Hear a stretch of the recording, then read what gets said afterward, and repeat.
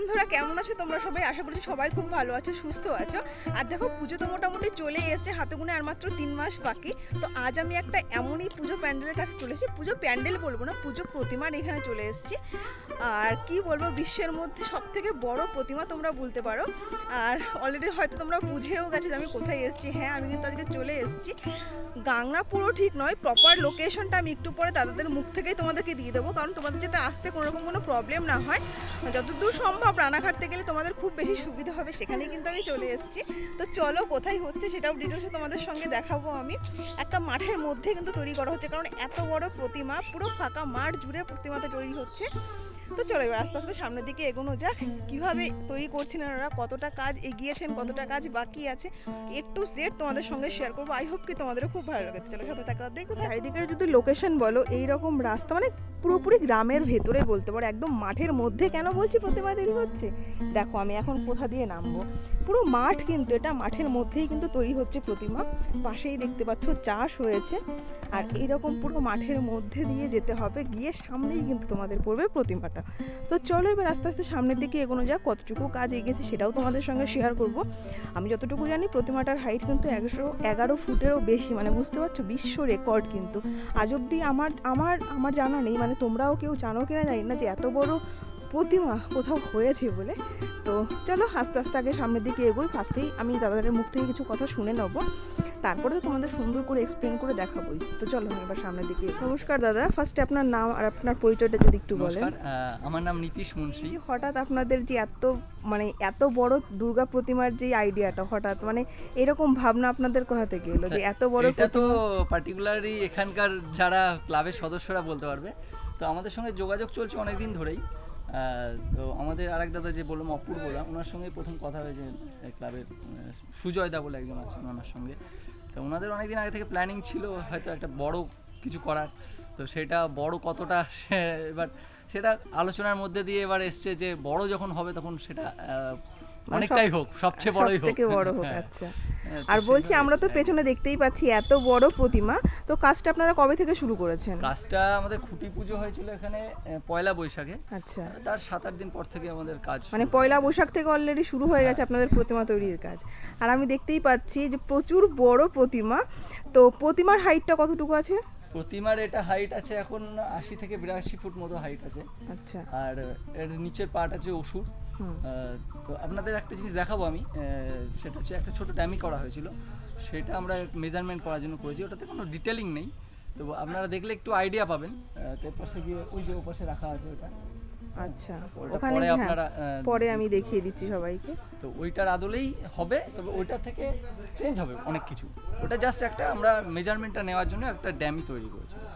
আর বলছি যে আপনারা বলছেন যে 111 ফুটেরও বেশি হতে পারে, মানে এখনো অবধি তৈরি হবে প্লাস মিনিমাম 111 হবেই। তারপরে কতটা যাবে সেটা আমরা সিক্রেট রাখছি।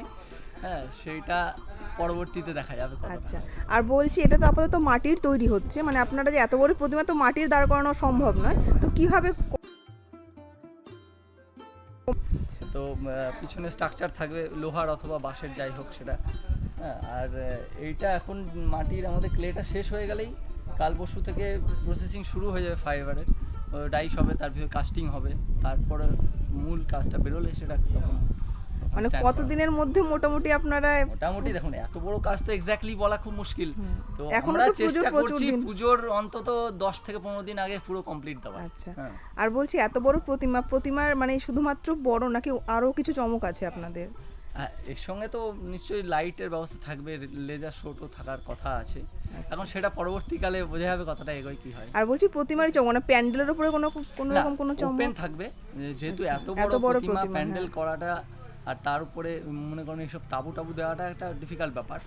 তো ওই সময় যদি হাওয়া হয় প্রচন্ড, তো সেখানে প্রবলেম আসবে। মানে আপনার লাইটিং থাকবে, কিন্তু স্ট্রাকচার খুব মজবুত করা হবে যাতে সেফটির দিকটা ঠিক থাকে। আচ্ছা, কারণ বৃষ্টি বর্ষা হতেই পারে, ঝড় বৃষ্টি, ওই জন্যই ফাইবার গ্লাস। তো বৃষ্টি বর্ষা হালকা হলেও কিছু হবে না। আর বলছি যে বাজেট নিয়ে কিছু বলা যাবে কি? মানে না, বাজেটটা বলা যাবে না, যেহেতু পুরো পাড়ার লোকের পয়সায় কাজ হচ্ছে, কোনো স্পন্সরশিপ নেই। হ্যাঁ, সেটা পরবর্তীকালে কি হবে সেটা পরের কথা। আপাতত গ্রামবাসীর মানে সবাই জানেই কাজটা হচ্ছে এবং সেইভাবে এগোচ্ছে। তো এখনই ওইভাবে বাজেট কিছু বলা যায় না। এবং এইটা বলতে পারি যে এই যে ঠাকুরটা, এই পুরো প্রজেক্টটাই বলতে পারি যে বাজেটে হবে এখানে, কলকাতায় হলে এর দ্বিগুণ বা তিন গুণ হয়তো খরচ হয়ে যেত। কিন্তু এখানে অনেক কিছুই আমরা একটু হাতের কাছে অ্যাভেলেবেল পাই, যেমন খড়, বাঁশ, এই সমস্ত জিনিসগুলো। হ্যাঁ, তো একটু তুলনামূলক আমাদের খরচাটা কম হয়, তো সেই জন্য বাজেট যদি সেইভাবে বলা হয় তো সেটা হয়তো ঠিকঠাক হবে না। আর কলকাতার সঙ্গে এখানকার তুলনা করলে কিন্তু কলকাতায় গেলে এই প্রজেক্টের 2-3 গুণ খরচ হয়ে যাবে। একদম তাই।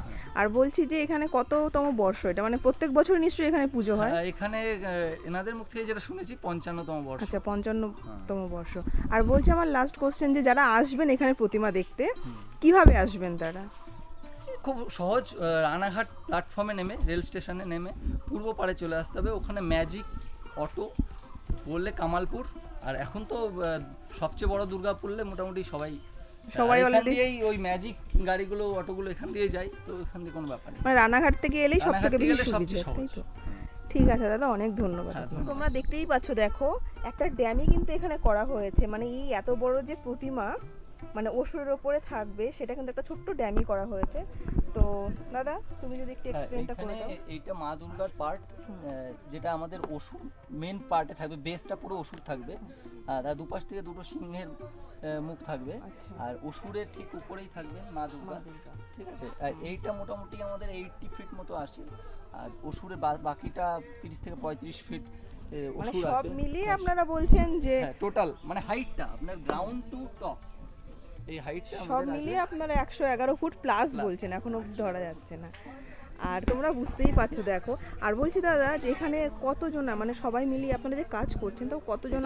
কাজের ডিমান্ড অনুযায়ী কখনো 10 জন, কখনো 12 জন, কখনো 15 জন। আচ্ছা আচ্ছা। কাজ যখন যেরকম হয় সেই হিসাবে শিল্পীরাও আসেন, সেই হিসাবে লেবাররাও আসেন। একদম। আর বলছি যে এই স্ট্রাকচারটা তৈরি করতে আপনারা মেটেরিয়ালস কি ব্যবহার করছেন এখানে? এখানে আমরা সাধারণ একদম বাঁশের উপরে খড়, মাটি, এইসব, মানে মাটির প্রতিমা তৈরি করতে যে জিনিসগুলো লাগে সেইগুলোই প্রসেস, আর কিছুই নেই। শুধু ফাইবারের প্রসেসটা এর থেকে এক্সট্রা যাবে। এখন যেটা হবে ফাইবারের যেভাবে প্রসেসিং হয়, হ্যাঁ, মোল্ডিং, কাস্টিং, সেইভাবে। আচ্ছা। আর তোমরা দেখতেই পাচ্ছ, দেখো ওই দূর থেকে, ওই মাথা থেকে পুরো একদম এতটা জুড়ে শুধুমাত্র প্রতিমা, মানে 80 থেকে 85 ফুট, মানে বুঝতেই পারছো। আর মায়ের যে চূড়াটার হাইটটাই মোটামুটি হবে 10 ফুটের কাছাকাছি। দেখো এখান থেকে পুরো এই অবধি হচ্ছে মায়ের চূড়াটা। আপাতত প্লাস্টিক দিয়ে ঢেকে রাখা হয়েছে, কারণ তোমরা তো জানোই যে বৃষ্টি বর্ষা হচ্ছে। আর এখান থেকে কিন্তু মায়ের মুখ স্টার্ট হচ্ছে। আর অতটা আমি একটু ওপরে উঠে তোমাদেরকে দেখানোর চেষ্টা করবো, যাতে তোমরা খুব ভালো করে বুঝতে পারো। আর দেখো যে মাটির প্রতিমা তৈরি হতে যে জিনিসগুলো লাগে, মাটি, খড়, সেই জিনিসগুলো দিয়েই কিন্তু প্রতিমা তৈরি হচ্ছে। ওখানে কিন্তু দাদারা কাজ করছেন, ওইদিকেও কাজ করছে। চলো এবার খুব সুন্দর করে তোমাদেরকে ঘুরিয়ে দেখাই।